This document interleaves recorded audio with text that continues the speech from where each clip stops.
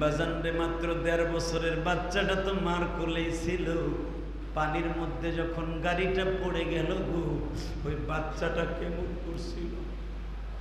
আহারে, যেদিকে তাকায় শুধু পানি আর পানি।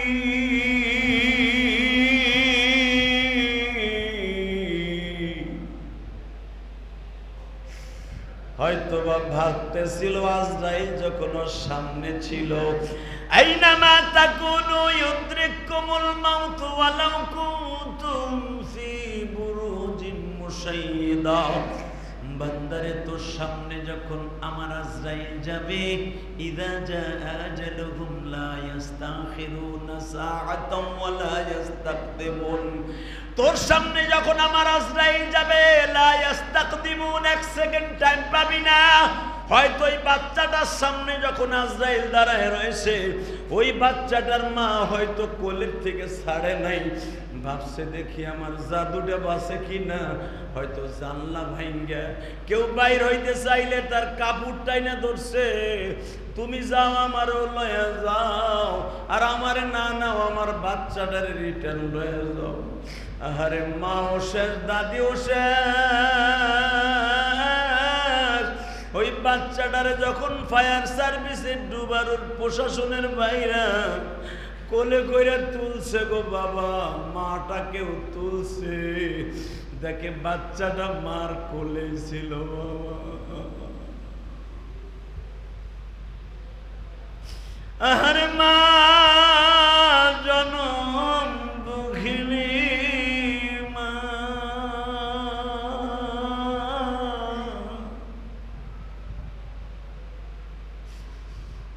হয়তো মার কোলে থাকার পরে হয়তো দুধ খাওয়া অবস্থায় ছিল।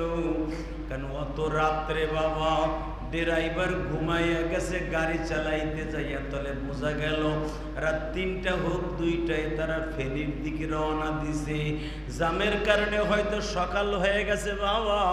ও বাজান, অবশ্যই সারা রাত্র গাড়ির মধ্যে যারা ছিল সবাই মনে হয় ঘুমাইয়া গেছে, 1-2জন মনে হয় সজাগ থাকতে পারে। আর কেউ না ঘুমাইলো, বাচ্চাটা দুধ খাইতে খাইতে ঘুমাইয়া গেছে। দুধের বাচ্চা তো জানতো না এইটাই আমার মায়ের জীবনের শেষ দুগ্ধ খাওয়া, আমি আর কোনোদিন দুধ মার খাইতে পারবো না। আমার মা আমারে 2 কপালে চুমা দিবে না। হ্যাঁ, কলিজার মুসল্লি ভাইরা, একটু চিন্তা করে দেখো না, যেই 7 থেকে 10 জন মানুষ ওই গাড়ির মধ্যে ছিল, 7 জনই মারা গেল, আর মাত্র বাবা বাকি 3 জন কি ড্রাইভার সহ 4 জন বাবা বাইচা গেল। মায়ায়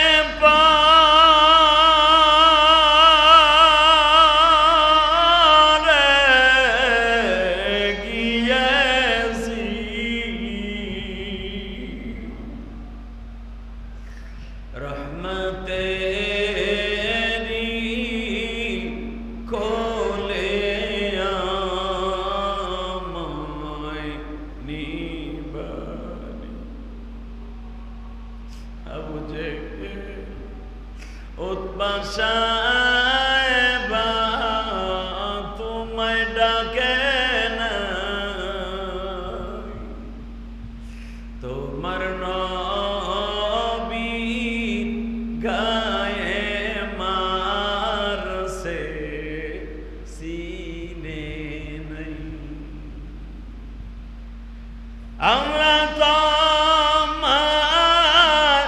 ভালো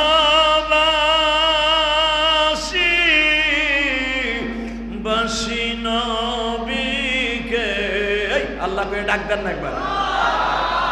আমরা তোমায় ভালোবাসি,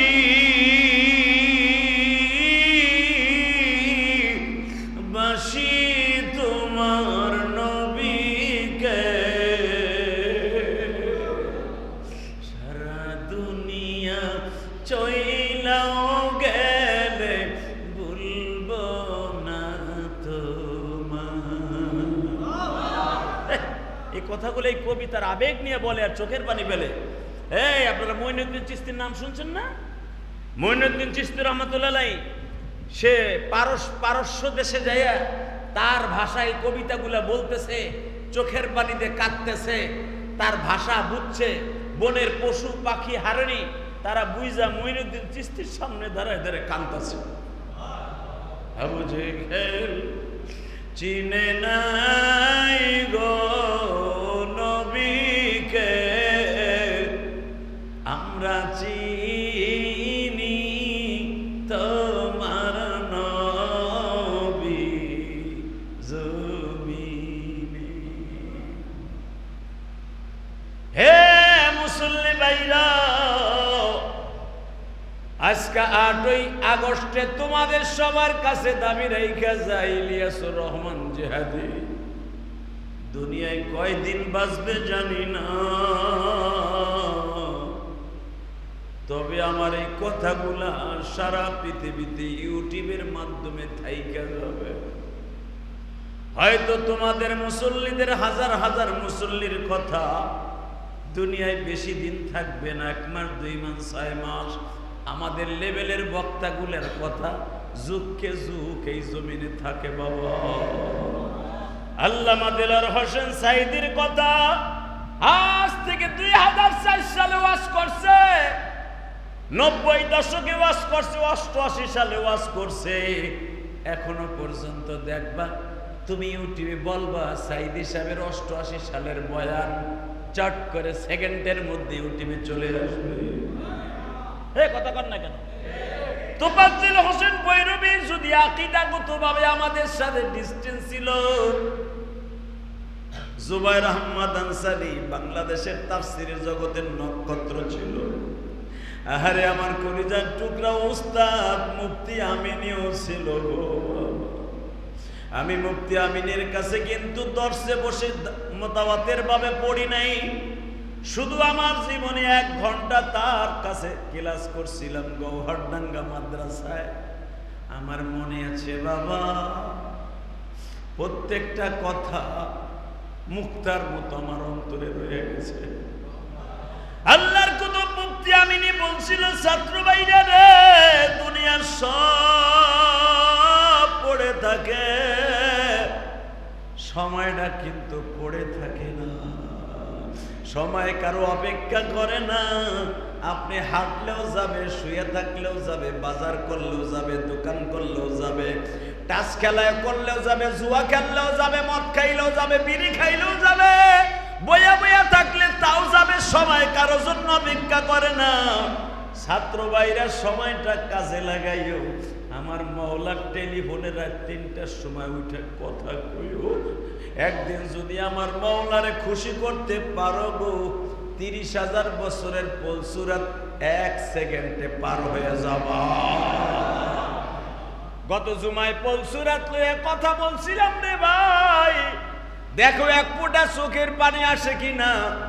সরমুনার মাঠে যারা গেছো, আল্লাহর পাগলগুলি যখন বাবা জাহান্নামের আগুন বয়ান শুরু হয়ে যায়, জাহান্নামের বয়ান যখন শুরু হয়, মনে হয় প্রত্যেকটা পাগলের অন্তরটা কলার পাতার মতো দুলতে থাকে। এমন এমন পাগল থাকে বাবা, মোল্লার ইশকের আগুনের চোটে আর ঠিক থাকতে পারে না। ফার্মের মুরগি আগুনের হিট পাইলে সামনে গলিয়া যায়, মোমবাতি সামনে বাবা আগুনের হিট পাইলে গইলা গইলা জমিনে পড়িয়া যায়। ঠিক সরমুনার মাঠের কিছু আল্লাহর পাগল আছে, জাহান্নামের আগুনের বয়ানের হিটে আর সহ্য করতে পারে না। ওরা লাফালাফি আরম্ভ করিয়া দেয়। তোমরা সরমুনাইরে যতই বন্ড কাও, যতই গালি দাও, অনেক দলের 2 টাকার বান্দর, 2 টাকার জাহান্নামী, 2 টাকার জাহান্নামীর কিট 2 দিন আগেও যাদের কোনো পরিচয় ছিল না, তারা আজকে বড় বড় মাইক্রোফোন হাতে নিয়ে কয় সরমুনার পিসাব গাঁজা খা। জুতার বাড়ি তোর কপালে, আর আমি তোর কপালে জুতার বাড়ি। মিথ্যা কয়, গাঁজা খায়, পীর সাহেব চরমোনাই। এই কথাগুলা তোর মতো লোক মুসলমানের পোলার সাজে না, ঠিক না বেটে? চরমোনাই পীর সাহেব ভুল করতে পারে, আমি চরমোনার দল করি না বেটা, আমি কোনো দলই করি না সাদা, আমি কোনো রাজনীতি করি না। হ্যাঁ, তবে একটা রাজনীতি করি, আলহামদুলিল্লাহ বলেন। ইসলামের বিরুদ্ধে, আলেম উলামার বিরুদ্ধে, নবীর বিরুদ্ধে কেউ কথা বললে ওর কল্লা টাইনে ছিঁড়ে ফেলবো, দরকার হয় জীবন দিয়ে দেবো রাজপথে। নবীর বিরুদ্ধে আর আলেম উলামার বিরুদ্ধে বেয়াদবিমূলক কথা বললে। মামুনুল হকের পক্ষে যে জোরালো বক্তব্য আমি দিয়েছিলাম আওয়ামী লীগের আমলে, ফ্যাসিস্টের আমলে, আমার বক্তব্যের রেসপন্স করার জন্য, আমার বক্তব্যের কাউন্টার দেওয়ার জন্য আমি চ্যালেঞ্জ করছিলাম নিক্সন চৌধুরীরে। নিক্সন চৌধুরী পাল্টা জবাব দিয়ে বলেছিল, দেখো ইউটিউবে আছে, আমারে ফরিদপুরে ঢুকতে দিবে না, সদরপুরে। তারপরও নিষেধাজ্ঞার পরও 5টা মামলা হয়েছে। আলহামদুলিল্লাহ বলতে পারলেন না? কোরআনের কথার জন্য, কোরআনের আইনের জন্য, কোরআনের রাহবার হিসাবে তোমার মতো যুবকরা জীবন দিতে প্রস্তুত আছে। আচ্ছা, আপনাদের কাছে সুস্থ মস্তিষ্কে একটা কথা শুনতে চাই। কোন ভদ্রলোক বলেছে আমি ওর বাবার নাম জানি না, ওর জন্ম কোথায় তাও আমি জানি না, ও কোন খানের জন্ম তাও জানি না, ও কোন দল করে তাও আমি জানি না? আপনারা জানেন, সবাই জানেন। ওর ভিতরগত কোন দল আমি জানি না। আওয়ামী লীগের আমলে শুনতাম আওয়ামী লীগের লোকে চলছে। এখন বিএমপি তারেক যে একটা আশ্বাস দিচ্ছে, এখন বাটপাড়া বিএমপির একটা সাইনবোর্ড লাগাইছে, মূলত যায় দেখেন ও বিএমপির কিছুই না। কথা বলেন না কেন? একটা দালাল, পয়সা কামানোর ধান্দা, মিথ্যা খায় গাঁজা, মিথ্যা কয় গাঁজা খায় পীর সাহেব চরমনাই। তুই চরমনাই জীবনে তোর বাপের জন্মও তুই যাস নাই, চরমনাই সম্পর্কে তোর কোনো আইডিয়াই নাই বেটা। চরমনাইওয়ালারা মিথ্যা কয়, গাঁজা খায়। আরে গাঁজা খাওয়া যদি জায়েজ থাকতো, আমি ইলিয়াসুর রহমান যদি কেজি কেজি কিনা বৌরে কইতাম ডেলি, সুবারু বেনানো জাতা দিয়া খালি বানায় রাখবি, আমি ঘরে বইয়ে 5 ওয়াক্ত খাবো। কথা কর না কেন? গাঞ্জা তুই খাস, তোর জাত গোষ্ঠী খায়, এই খবর তুই জানিস। তা না হলে এই খবর কেমনে কইলি? মিথ্যা কয়, গাঁজা খায় পীর সাহেব চরমনাই।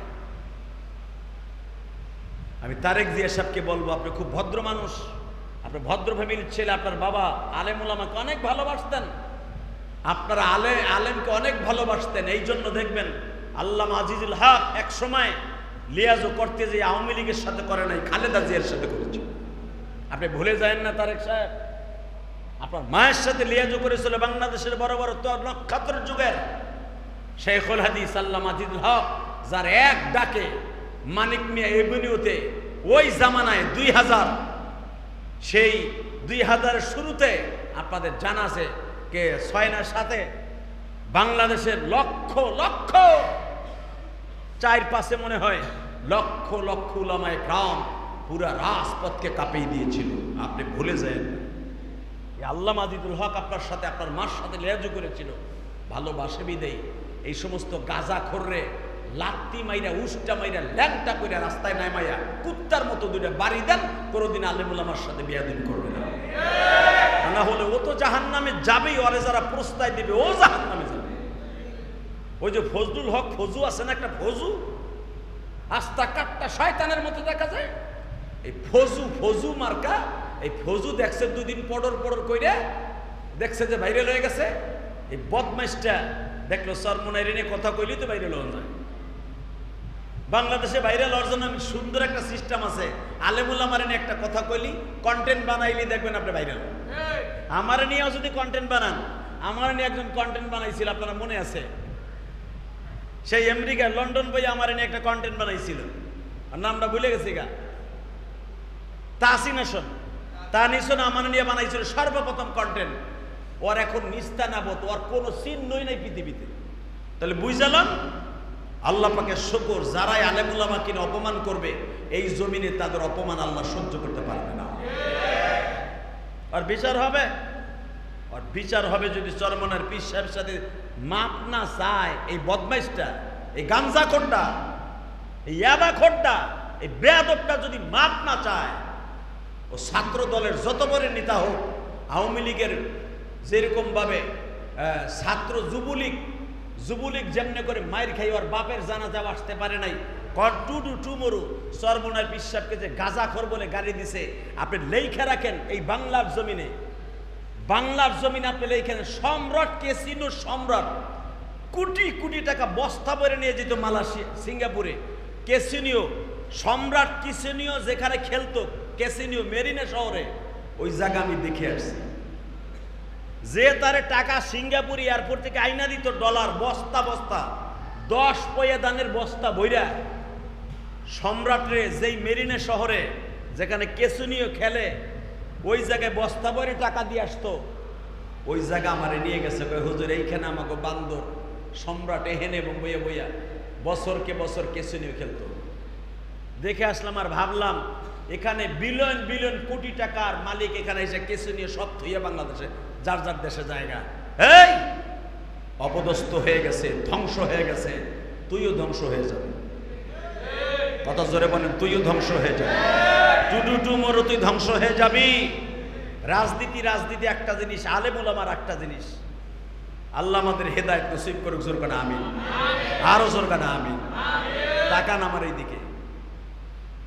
এই মুসলমানের পোলা, কোন দল কে করেন জানি না, তবে একটা দল মনে রাখবেন, আমার সবচেয়ে বড় দামি জিনিস হলো ঈমান। সবচেয়ে দামি জিনিস কি? ঈমান যদি হারা হয়ে যায়, আমার কুত্তার দাম আছে, আমার দাম নাই। আমি ইলিয়াস রহমান জিহাদি পড়র কথা কইতেছি, আপনাকে নসিহত করতেছি। আমি 1 সেকেন্ডের ভিতরে ঈমান হারা হয়ে যেতে পারি। কথা বলেন না কেন? এমন কথা বলা যাবে না যে আমার ঈমান চলে যায়।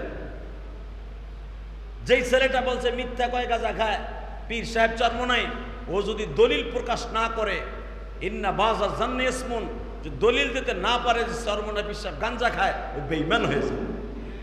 বেঈমান হয়ে যাবে ফতোয়া। বাজান এবার দিলটা নরম করে দেখাও গো।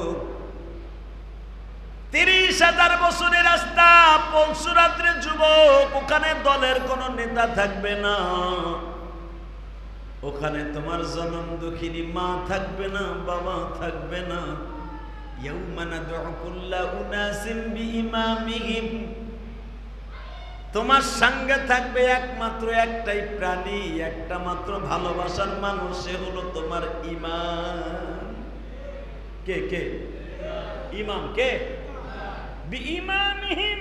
আল্লাহ কোরআনে বলেন ইয়াউমা নাদউ কুল্লা উনাসিম বিইমামিহিম, তোমার দলের নেতা, তোমার জজ, ব্যারিস্টার, এমনকি শেখ হাসিনা, খালেদা, এই যে ডাক্তার ইউনূস, সুদখোর খন আর ঘুষখোর খন, হারামখোর যাই কর ইউনূসেরে, ভালো করে বুঝবেন। এই ইউনূসে ভাবছিলাম শুরুতে অনেক কিছু করব, এখন দেখতেছি আমাকে হুজুরকে কলা ধরাই দিতেছে। কথা কর না কেন? ও দেশের কলা ধরাই দিতেছে। ভাবছিলাম বউ নুলা মাইয়ের থাই ওই দেশে, তারপরে আসলে আমাকে কপাল পরে কেন জানেন? আল্লাহর পরে ভরসা না করে ইউনূসের মতো লোকের কাছে ভরসা করি। কথা কর না কেন?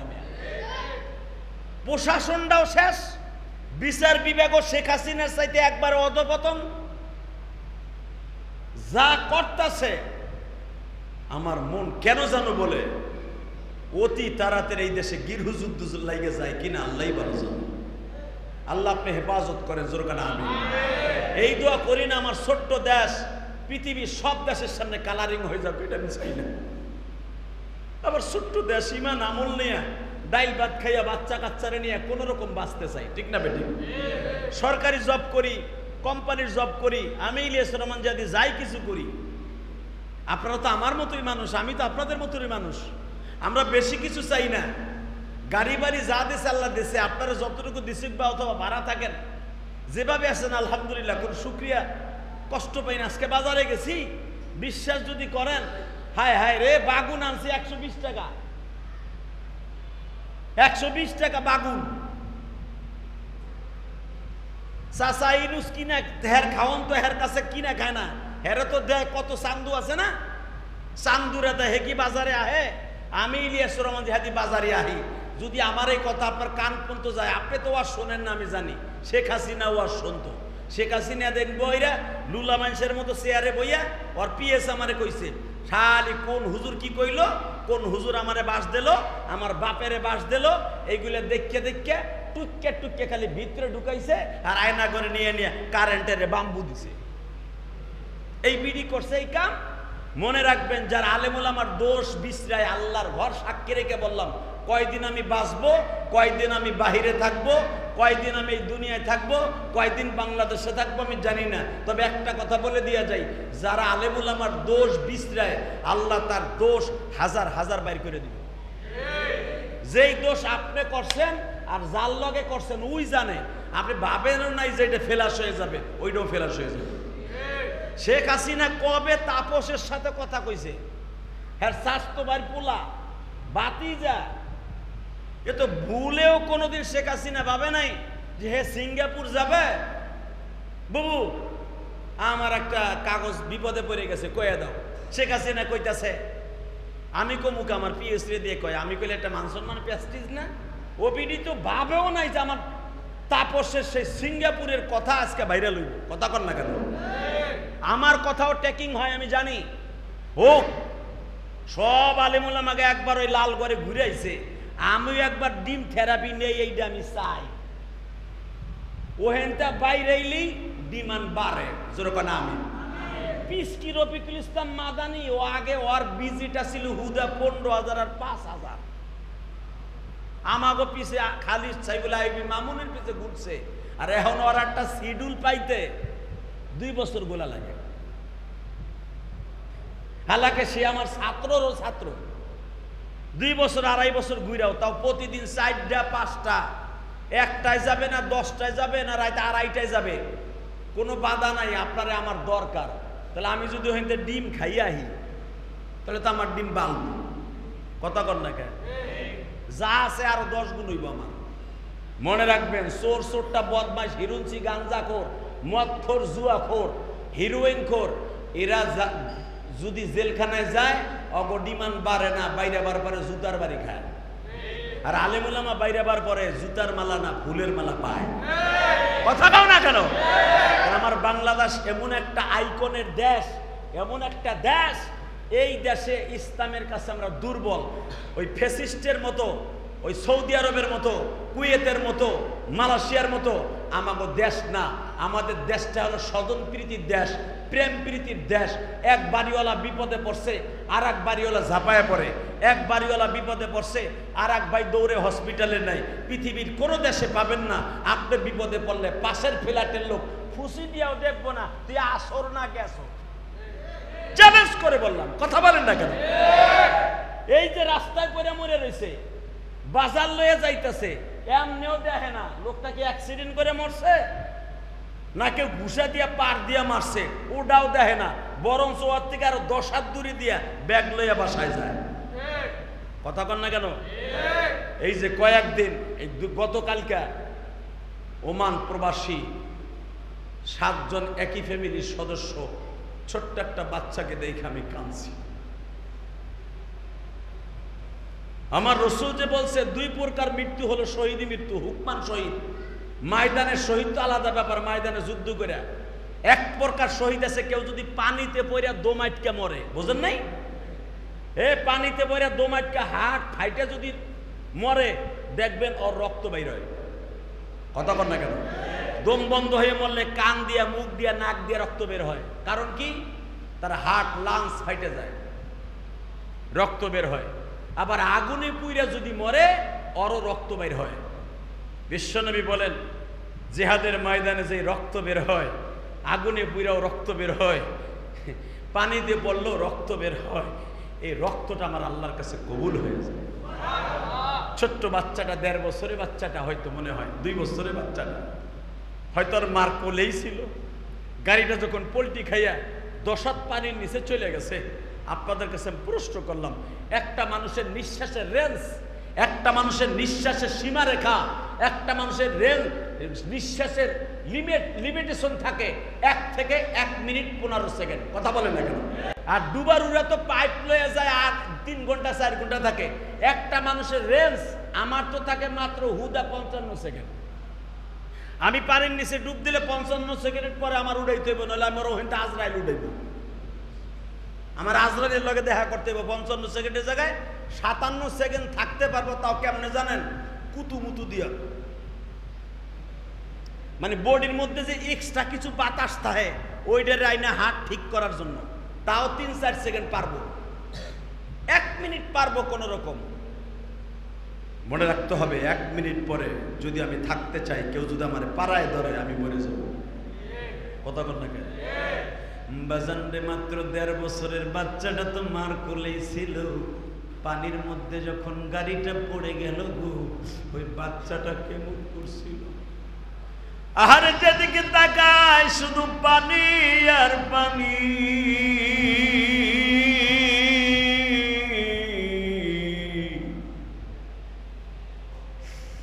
হয়তো বা ভাবতেছিল আজরাইল যখন ওর সামনে ছিল, আইনামা তাকুনু ইউদরিকুমুল মাউত ওয়ালাউ কুনতুম ফি বুরুজিন মুশাইয়্যিদা। বান্দারে তোর সামনে যখন আমার আজরাইল যাবে, ইযা জাআ আজালুহুম লা ইস্তাখিরুনা সাআতান ওয়া লা ইস্তাকদিমুন। তোর সামনে যখন আমার আজরাইল যাবে, লা ইস্তাকদিমুন, এক সেকেন্ড টাইম পাবি না। হয়তো ওই বাচ্চাটার সামনে যখন আজরাইল দাঁড়ায় রয়েছে, ওই বাচ্চাটার মা হয়তো কোলের থেকে ছাড়ে নাই, ভাবছে দেখি আমার জাদুটা বাঁচে কিনা। হয়তো জানলা ভাঙ্গা কেউ বাইর হইতে চাইলে তার কাপড়টাই না ধরছে, তুমি যাও আমারও লয়ে যাও, আর আমারে না নাও, আমার বাচ্চাটারে রিটার্ন লয়ে যাও। আরে মাও শেষ, দাদিও শেষ। ওই বাচ্চাটারে যখন ফায়ার সার্ভিসের ডুবারুর প্রশাসনের বাইরা কোলে কইরা তুলছে গো বাবা, মাটাকেও তুলছে, দেখে বাচ্চাটা মার কোলে ছিল বাবা। আরে মা জনম দুঃখিনী মা,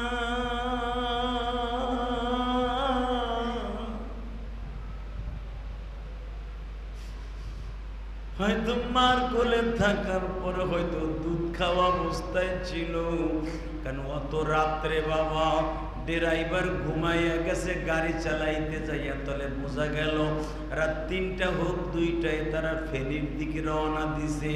জামের কারণে হয়তো সকাল হয়ে গেছে বাবা।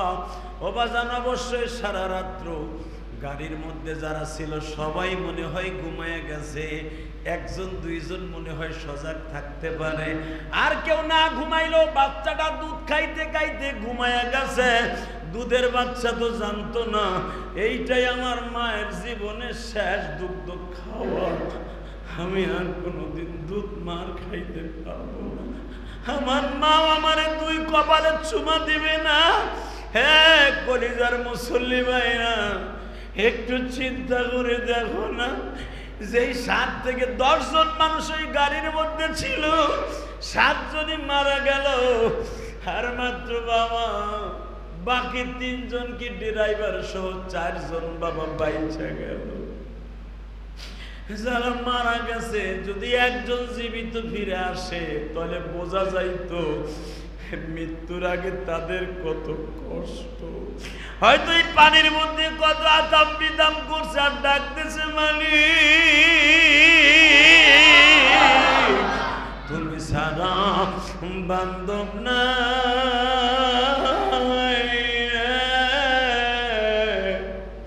এই গাড়িতে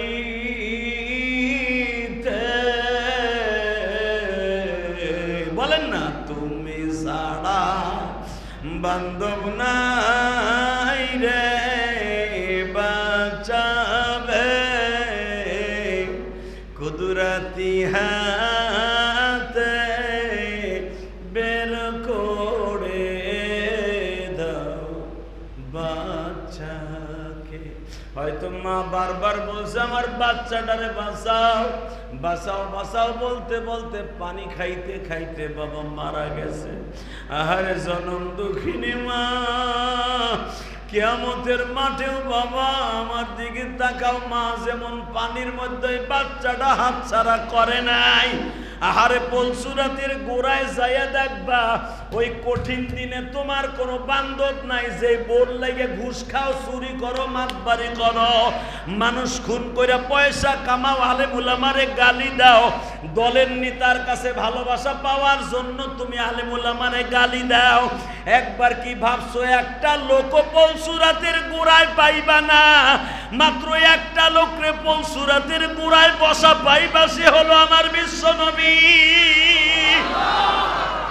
যেই বান্ধব পলসুরাত পলসুরাতের ঘরে বসা পাবে।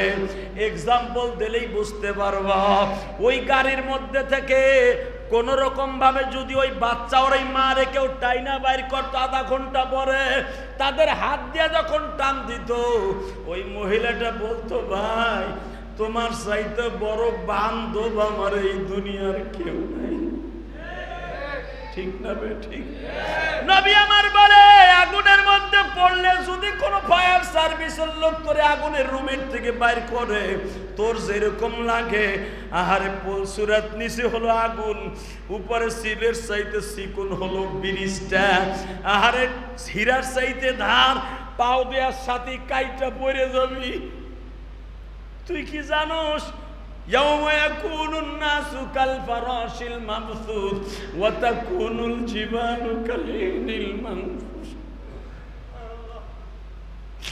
فأما من ثقلت موازينه فهو في عيشة وأما من خفت موازينه তোর নেকি বুদ্ধি যদি কম হয়ে যায় রে বান্দা, আম্মা মান খাফাত মাওয়াজিনু, ওই পলসুরাতের কাছে যাওয়ার আগেই তো তোর নেকি বুদ্ধি মাপ দিবে, মাপ দিয়েই দেখবে ফাউম্মুহু হাবিয়া, পলসুরাতের কাছে নিয়েই যখন তোরে টান দিয়া বলবে খুজুহু ফাগুল্লু সুম্মাল জাহিমা সাল্লু, এই বদমাইশের ওজন পারা, ওজনের পালা হালকা হয়ে গেছে। ও আম্মা মান খাফাত মাওয়াজিনু, আর নেকি বদি হালকা হয়ে গেছে, ওরে টান দে।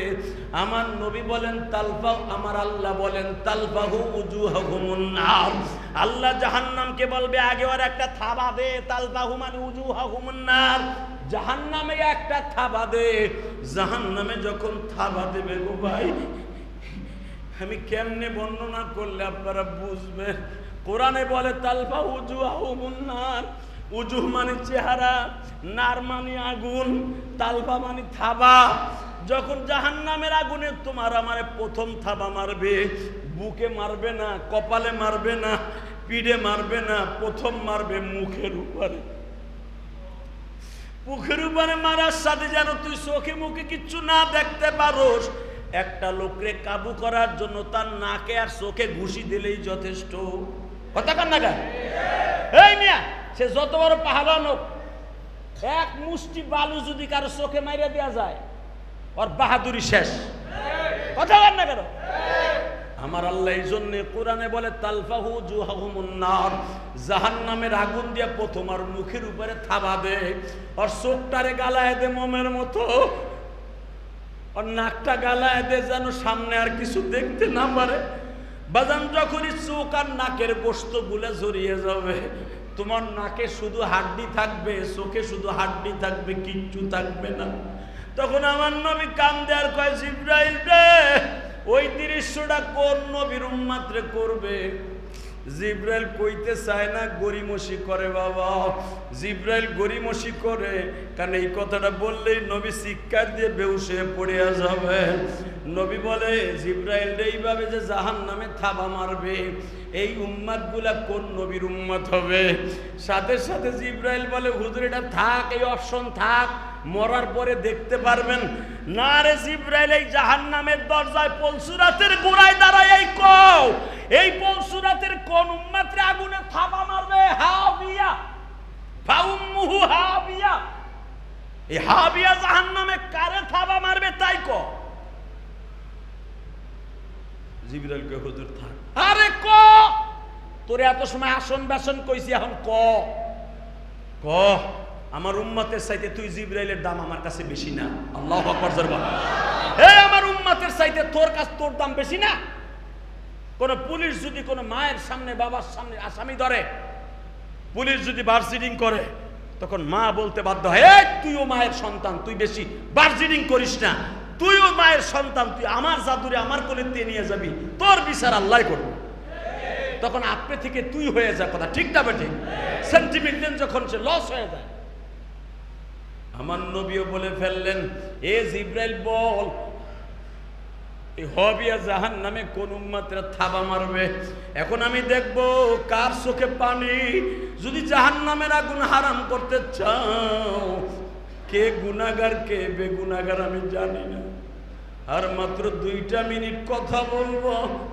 আমার মালিক বলছে জাহান্নামের আগুন যদি হারাম করতে চাও, তুমি ধনী হওয়ার গরিব হও, তুমি গরিব হও, বুড়া হওয়ার যুবক হও, চোখের পানির চাইতে দামি কোনো জিনিস নাই। জিবরাইলকে যখন বারবার বলবে কোন উম্মতরে জাহান্নামের আগুনে থাবা দিয়ে কাবু করবে, জিবরাইল তো আল্লাহর পারমিশনে আছে। আল্লাহ কেন কয় না তার নবীর কাছে বলবো কি বলবো না? হঠাৎ করে যখন বারবার কয় জিবরাইল বল, আমার নবী বলতেছে কোন উম্মত এখানে থাবা খাবে। জিবরাইল সবে মাত্র 2 ঠোঁটের মাঝখান দিয়ে বলছে তুমি এবার আওয়াজ দিও, তুমি এবার আল্লাহু আকবার দিয়ে আওয়াজ দিও। বলার সাথে সাথে আমার বাপের বানানো কথা না, ডাইরেক্ট বুখারীর হাদিস। নবী যখন শুনতে চাইলেন কোন নবীর উম্মতরা থাবা মারবে, জিবরাইল খালি 2 ঠোঁটের মাঝখান দিয়ে বলতেছে নবী ওইটা আপনার উম্মতগুলি। নবী এই কথা বলতে দেরি আছে, চিৎকার বাইরা জিবরাইলের গলাটা জড়াই ধরে বলে জিবরাইল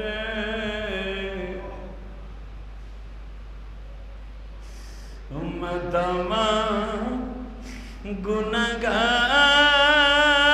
গুনাহগার গো, জিবরাইল জমিনে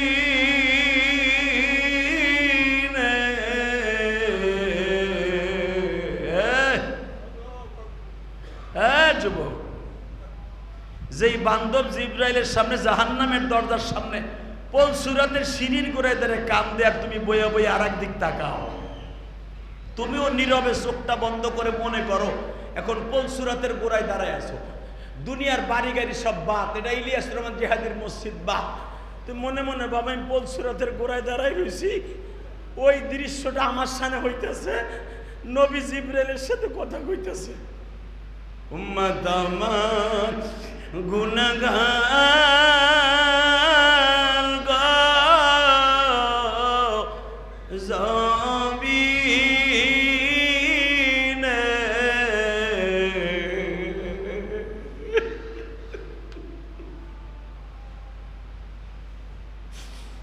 কেমনে তারা পার হবে কো বলবা, উম্মত যদি জাহান্নামে জইলা যায়, তোমার নবীর জান্নাতেরই দরকার নাই। আল্লাহু আকবার জোরে বলো তো, এই আল্লাহ কয়ে জোরে একটা ডাক দাও তো, আল্লাহ কয়ে জোরে একটা ডাক দাও, ডাক দাও, ডাক দাও, ডাক দাও। তোমরা যেমনি আল্লাহ কয়ে ডাক দিছো, জিবরাইল মিকাইল শুধু তাই নয়, কোটি কোটি ফেরেশতা আল্লাহ কয়ে ডাক দিছে। যখন নবী বলছে উম্মত যদি জাহান্নামে পইড়া যাও, তোমার নবীর জান্নাতের দরকার নাই। আরে আমার উম্মতি যদি জাহান্নামে যায়, আমি নবী মাকামে মাহমুদে থাইকা লাভটা কি? মাকামে মাহমুদ কারে কয় জানেন? মাকামে মাহমুদ হলো আমার আল্লাহর ডাইন পাওটা যেখানে থাকে বাবা, ওই ডাইন পায়ের চেয়ারটা হবে আমার নবীর বসার জায়গা। নবী সেই কথা বইলা বলবে আমার উম্মত যদি জাহান্নামে যায়, মাকামে মাহমুদ আমার দরকার নাই। ওই মাকামে মাহমুদ আল্লাহরে ফেরত দিতে কও, আমি তোমার মাকামে মাহমুদের দলিল নাম রেজিস্ট্রি নিব না। সঙ্গে সঙ্গে আমার আল্লাহ রিপিট করতেছে নবীজি আপনার উম্মতরে আমি চোখের পালকের চাইতে কম সময়ের মধ্যে পার করব। জোরে জোরে জোরে জোরে জোরে জোরে জোরে জোরে জোরে জোরে জোরে জোরে জোরে। আপনার উম্মতরে আমি চোখের পলক দিতে একটা সেকেন্ডও সময় লাগে না। বাজান 1 সেকেন্ডে 10 বার চোখে পলক মারা যায়। তাকাও, 1 সেকেন্ডে 10 বার চোখে পলক মারা যায়। কথা কও না কেন? আমার আল্লাহ বলে নবী 1 সেকেন্ডও লাগাবো না, সেকেন্ডের আগে পলসুরাত আমি মাওলা পার করায় দিবা। নবী আমার কি কয় শোনো, একটা লাভ দিয়া নবী সেজদায় পড়িয়া যায়। আল্লাহ তোমার শুকর আদায় করলাম গো, পলসুরাত পার করায় দিবা, সেকেন্ডও লাগবে না। আমি 2 রাকাত নামাজ পড়ে তোমারে দেখাইলাম। আমার মালিক বলে এই 2 রাকাত নামাজ নবী দুনিয়ার কোন নবীরে আমি কোন ফেরেশতারেও দেই নাই। ওই নামাজটা হলো জুমার নামাজ। পৃথিবীর কোন নবীরে কোন মাখলুকরে দেই নাই। পলসুরাতের গোড়ায় দাঁড়ায় যখন আপনি পড়ছেন কোন 2 রাকাত নামাজ পড়েই ফেলছেন, যদিও সময়টা জোহরের রক্তে নামাজ আমি নির্ধারণ করছি 4 রাকাত। আপনি যখন এখন পড়লেন শুকরানা 2 রাকাত, আপনার কোন উম্মাত যদি 5 ওয়াক্ত নামাজ ঠিক রাইখা এক্সট্রা জুমার নামাজটা ঠিক মতো পড়তে যাইয়া ইমাম সাহেবের বয়ানে কাম দেয়, আমি মালিক ওয়াদা দিলাম তার চোখের পানির খাতিরে ফাউম্মুহু হাবিয়া, হাবিয়া জাহান্নামকে ঠান্ডা করে দিয়া এয়ার কুলার মধ্যে ফেলাইয়া বিজলির আকারে পার করে দিবা। রাজি আছো না নাই? বিজলির আকারে পার হবা? এখন তো যা কব তাই ইনশাআল্লাহ। মসজিদে বাইরেবা, যত আকাম কুকাম মত্ত সত্য, যত গিবাত শেখায়ত সব আছে। কথা কও, জোরে কও, সব বা কেউর গিবাত কওয়া লাগবে না। এই যে আমি ওয়াজ করতেছি না, ওই হাসানের দোকান আর আবু বকরের দোকান পর্যন্ত আমার ওয়াজ। হাসানের দোকানে পাড়া দেশ 3 জনে বইয়াই কইবা ধুর ওয়াসিনি। লেকচার জেহাদি ঠিকই মারে, পয়সা ঠিকই কামায়, মাগ না ওয়াজও করে পয়সা নিয়ে। কথা কর না। যদি আপনার সামনে এরকম, শুধু আমার ক্ষেত্রে না, যে কোনো মানুষের ক্ষেত্রে যদি কেউ গিবাত করে, তাহলে আপনি পলসুরাত পার হতে পারবেন, আমি গ্যারান্টি দিলাম। সে কাজটা কি? কেউ গিবাত করার সাথে চাট করে একটা থাবুর মেরে দিবে। কি বলবেন জানেন? তুই ঠিক আগে, তুই ঠিক। যদিও চট করে না দিতে পারেন, এই পলটের ভিতরে অনেক বাড়িওয়ালা আছে না, বারাটার সামনে গিবাত করছে, বারাটিয়ারকে সম্ভব বাড়িওয়ালারে থাপ্পড় মারা? সে যতই ক্ষমতার মালিক হোক, সে যদি এসপিও হয়, প্রশাসন দিয়ে তারে পারবে হয়রানি করতে। চট করে রাস্তায় দেরে করে বাড়িওয়ালারে আপনি থাপ্পড় দিতে পারবেন না, আরো 10 বাড়িওয়ালা আসবে। কথা বলেন না কেন? তাহলে এখন কি করবেন? মাসলা কি? আপনি তো পলসুরাতের গোড়ায় শীতই পড়ে যাবেন হবিয়ার মধ্যে। এখন আপনি কি করবেন? অন্তত যদি আপনি মুসলমান হয়ে থাকেন, প্রতিবাদ এইভাবে করবেন না। একটু আগে না জিয়াদি সাহেব কইল গিবাত করা যাবে না, গিবাত করা ভালো না ভাই। আপনি আগে ঠিক হন, পরে অন্য মানুষের গিবাত করেন। ঠিক না বেটি? এটুক বলা যাবে না? বলা যাবে? কে কে বলবা? দেখি হাত তোলো তো।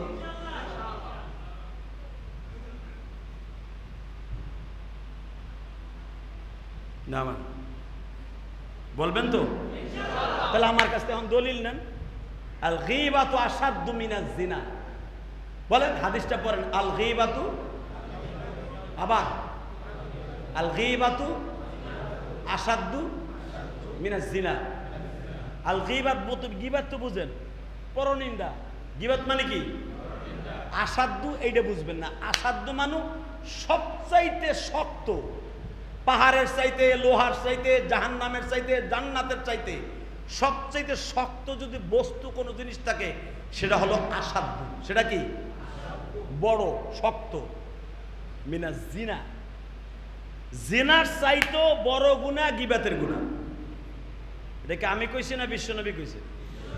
বিশ্বনবীর কথা কি নিজের মন গড়া নাকি আল্লাহর কথা? জোরে কান, আরো জোরে, আরো জোরে। এখন তো আমরা যে কি করবো জানেন, এখন তো জুমার নামাজটা পড়ে খাইতে পাবো, খাইতে বইয়া প্রথম চড়ি আমার গিবাত হইব আমি জানি, কিন্তু কেমনে বড় কইবেন আজকে যে ওয়াজ করছে কানছি,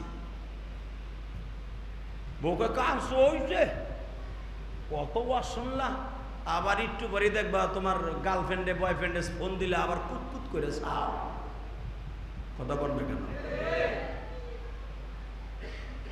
তো প্রথম খাইতে বইয়ে যখন আমার প্রশংসা আপনি করবেন অথবা আমার গিবাত বলবেন, আপনি খাওয়ানোর ভিতরে যত আমল ছিল সব আমার অ্যাকাউন্টে চলে এসেছে।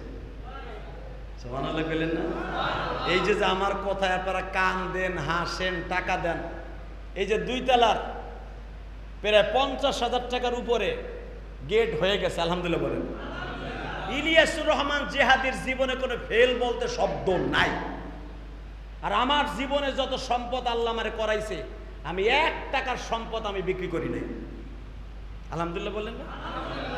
অভিশপ্ত সম্পদ আজকে থাকবে কালকে বেচবে। এমনকি আমার বউরে যে কয় ভরি স্বর্ণ দিছি, বউরেও বলি নাই যে আমি বিপদে পড়ছি আমারে 1/2 ভরি স্বর্ণ দে, আমার কাজে লাগবে, এটাও বলি, কারণ আমারই তো আছে কোটি কোটি টাকা, আলহামদুলিল্লাহ বলতে পারলেন না? তো বোর কাছে চাবো আমি? যত সম্পদ আল্লাহ আমার দিছে, আমি একটা চাইরানার পয়সা আমি কারো কাছ থেকে ধারও করি নাই, কিনি একটা বেচা আর একটা কিনি নাই। এটা একমাত্র আল্লাহর নেয়ামত, জোরে বলেন আলহামদুলিল্লাহ। এটা কেন হয়েছে জানেন? এই যে এখন আপনাদের শিখিয়ে দিই। গত আমাদের একটা ব্যবসায়ী মিটিং ছিল, আমি পুষ্পধারা হোমস লিমিটেড নাম শুনছেন না?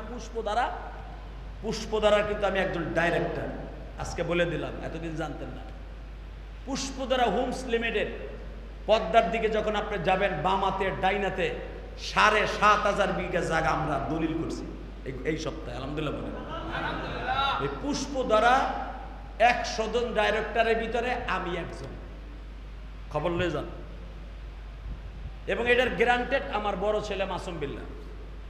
দেখেন, একটা কোম্পানির ডাইরেক্টর হতে হলে নিম্নে 1 থেকে 1.5 কোটি টাকা দিতে হয়। এই 100 জন ডাইরেক্টরের ভিতরে আমি একজন। ডাক্তার ইউনূস সহ জানে, আমাদের ফাইল পত্র সব তার কাছে দেয়া, স্বরাষ্ট্র মন্ত্রণালয়, পররাষ্ট্র মন্ত্রণালয়। তো আমি যখন যাইতেছিলাম, আমার ডাইরেক্টরদের একটা মিটিং গেছে, আজকেও আছে, আজকে রাত্রে মিটিং, আজকে হলো গিরানসনে হোটেল, গিরানসন সবচেয়ে ভিআইপি হোটেল। গত পরশুদিন করছি হোটেল 71-এ, তার আগে করছি শেরাটনে। তো এখানে একজন ডাইরেক্টর বিলিয়ন কোটি টাকার মালিক, সেই রকম হোমস লিমিটেডের শত শত হোমস লিমিটেডের মালিক। আমার দিকে তাকাবেন, শুধু এই কথাটা বলছি, আমার দিকে তাকাবেন, আর আপনি বড় লোক হতে পারবেন। ওই লোকটা বিলিয়ন কোটি টাকার মালিক। আপনি আমার দিকে তাকান, এই যে যমুনা গ্রুপের মালিক ছিল বাবুল সাহেব, নাম শুনছেন না? হ্যাঁ, এই লোকটা মরার পরে তার বিছনার নিচে পাওয়া গেছে 8 কোটি টাকা। 8 কোটি টাকা পাওয়া গেছে তার বিছনার নিচে। তার কবরে একজন মাটি দেওয়ার মতো লোক নাই। তো এই কথাটা কে বলল?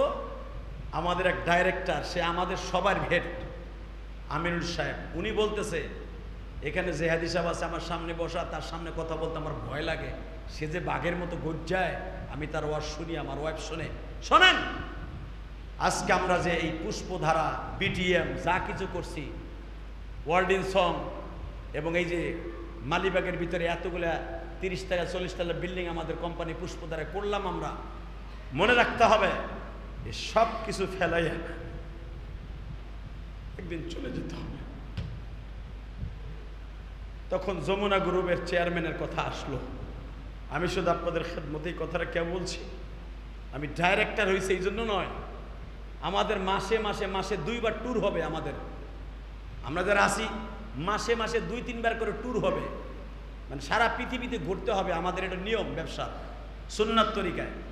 তো আমার এই ট্যুরের মধ্যে বলতেছে জেহাদি সাহেব আমাদের সাথে থাকবে। আমি বললাম, একটা শর্তে আমি আপনাদের সামনে থাকতে পারি, এই 100 জনের মধ্যে বিমানে থাকবো, বিমানে জামাতে নামাজ পড়বো, রাজি আছেন না? সবাই এক বাক্যে বলতেছে হিন্দু আছে, হিন্দু ভদ্রলোক আছে 2 জন। হে তো হ্যাঁ ভুলে হাত তুলে কয় হ্যাঁ আমিও পড়ব। ঠেলার নাম বাবাজি। কেন এই কথাটা বলছি মনে রাখবেন, একজন আলেম যদি আপনার সাথে থাকে প্রত্যেকটা কাজে কর্মে আপনার বরকত হবে। কথা বলে না কেন?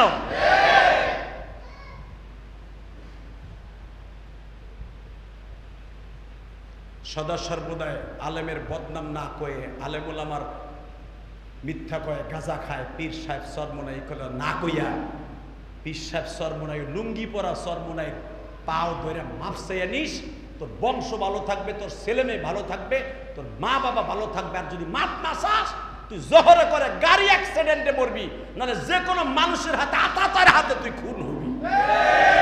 আমি চ্যালেঞ্জ করে বললাম, আতাতার হাতে তুই খুন হবি। আমি সরমুনার মুরিদও না, সরমুনার দল করিও না, তবে সরমুনার নগণ্য একজন খাদেম, আলেম ওলামার একজন নগণ্য খাদেম। আল্লাহ আমাদের সবাইকে তৌফিক দান করুন। আসেন তওবা করে আস্তাগফিরুল্লাহ।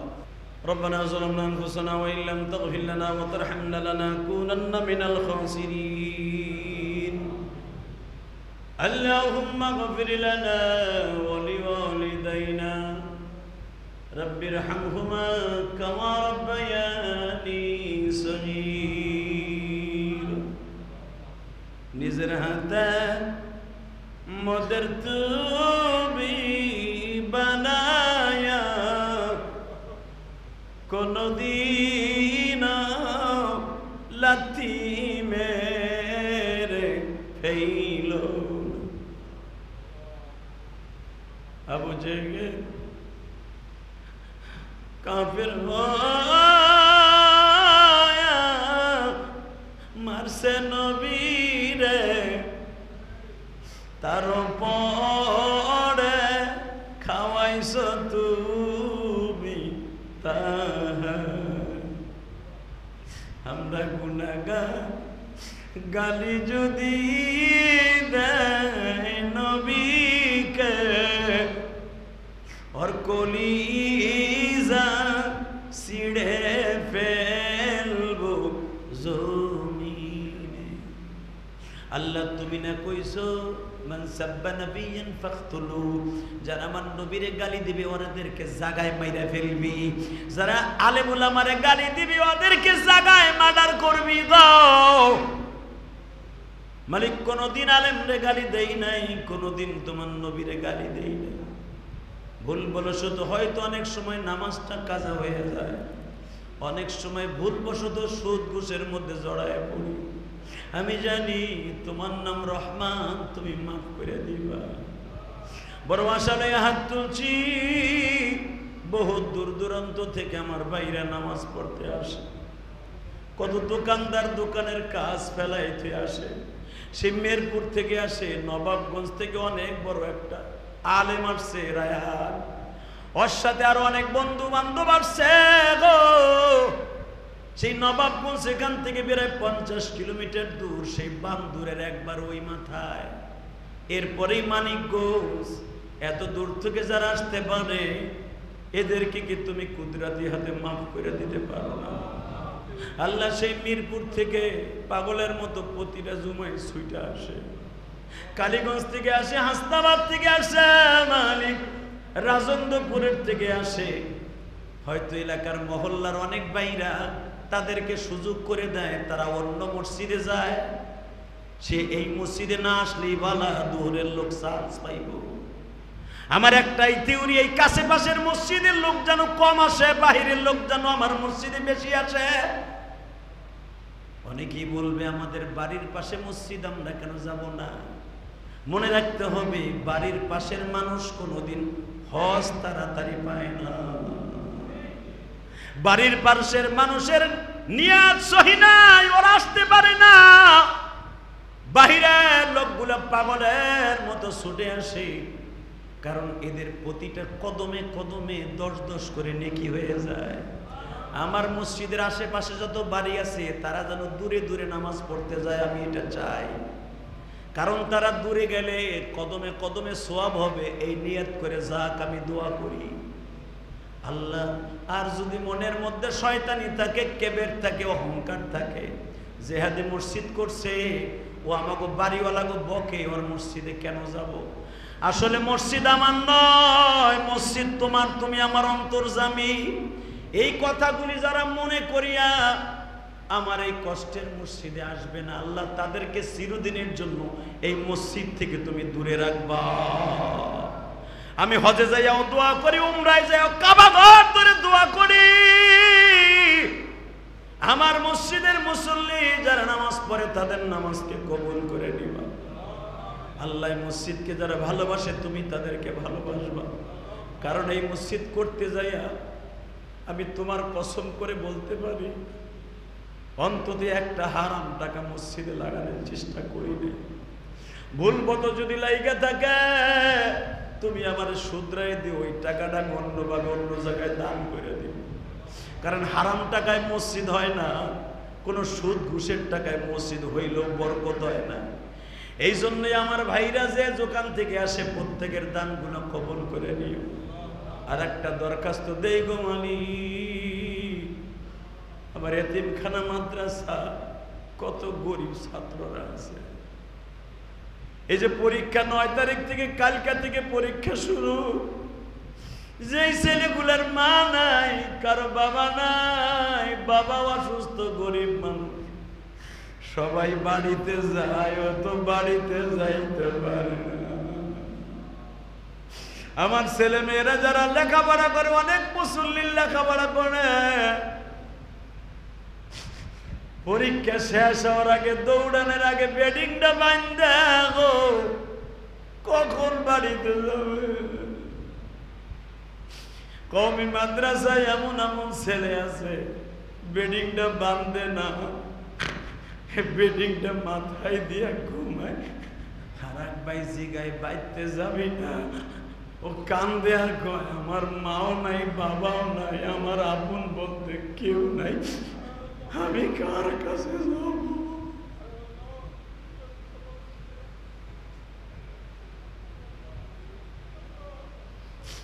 আমার নবী 6 বছরের নবী যখন মা হারাইছে গো,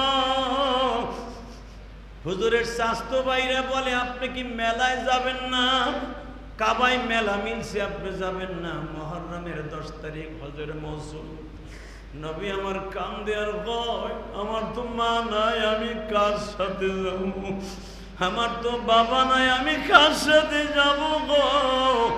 আমি ইলিয়াসুর রহমান জিহাদের মা যখন 12 বছর বয়সে মারা গেল, মাদ্রাসা বন্ধ হয়ে যাইতো, সব ছাত্র বাইরে চলে যাইতো, আমি বেডিংটা মাথায় দিয়ে বয়ে বয়ে কাঁদতাম আর বলতাম মা তুমি কই গো?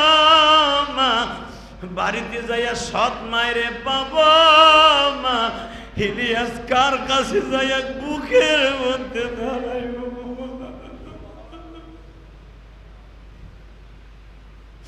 মর্মত রদি যুব,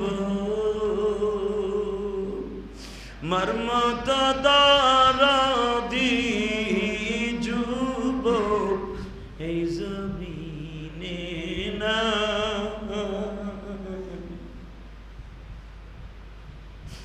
মা বলিয়া ডাক দিলে গো আল্লাহ খুশি। আল্লাহ দেখো না ছোট ছোট বাচ্চারা কান্দে, আল্লাহ দেখো যুবকরা কান্দে, আল্লাহ আমিও তো কান্দি এদের সাথে, কারণ আমিও তো জানি আমিও মা হারাইছি। হয়তো অনেক যুবকের মা আছে অসুস্থ হয়ে ঘরে পড়ে রয়েছে, আহারে আহারে আমিও তো একদিন ঘরে অসুস্থ হয়ে পড়ে থাকবো, কেউ আমার দেখতেও যাইব না, আমার ছেলে মেয়ে আমার ঘরের মধ্যে ফুসি দিব না, বুড়ার আজকে বেইল নাই, বুড়া পায়খানা করছে, ওর গন্ধে ঘরের মধ্যে যাওয়া যায় না, প্যারালাইজড হয়ে ঘরে পড়ে থাকবো।